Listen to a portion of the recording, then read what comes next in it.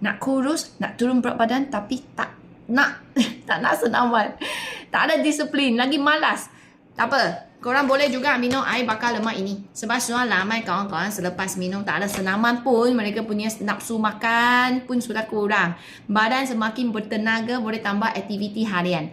Nampak tak? So, korang yang tak ada senaman, boleh juga minum air bakar lemak ini. Yang best sekali bagi korang punya emosi tenang. Sebab ini dia langsung tak ada gula. So, bagi kita punya stable dekat hormon, stable dekat gula dalam darah. So, korang minum. So, dia naikkan metabolik badan secara sehat dekat badan. Sebab dalam sini, dia tak ada ramuan-ramuan yang membeban you punya organ dalaman. Tetapi, dia aktifkan you punya badan. So, lama-kelamaan, bila you minum, bukan saja you selalu rasa perut you selesa kenyang-kenyang, tak lalu nak makan ini itu yang bukan-bukan.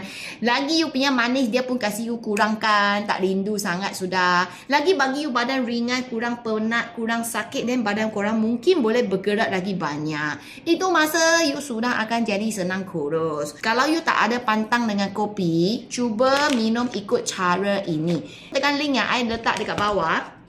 Grab laju-laju. Satu pack ada 15 saset. Ada halal semua ni, jangan risau. You akan nampak punya badan korang tidak sama. Okay? So, malas, tak ada masa, tak ada alasan. You minum cara ini, you punya badan pun akan semakin sehat. Bila you sehat, you senang kurus, you pun tak rasa malas, tak ada disiplin. You tiba-tiba je rasa boleh bergerak sini sana ataupun boleh tambah senaman. Cuba, tak beban tapi lagi kuatkan you punya badan.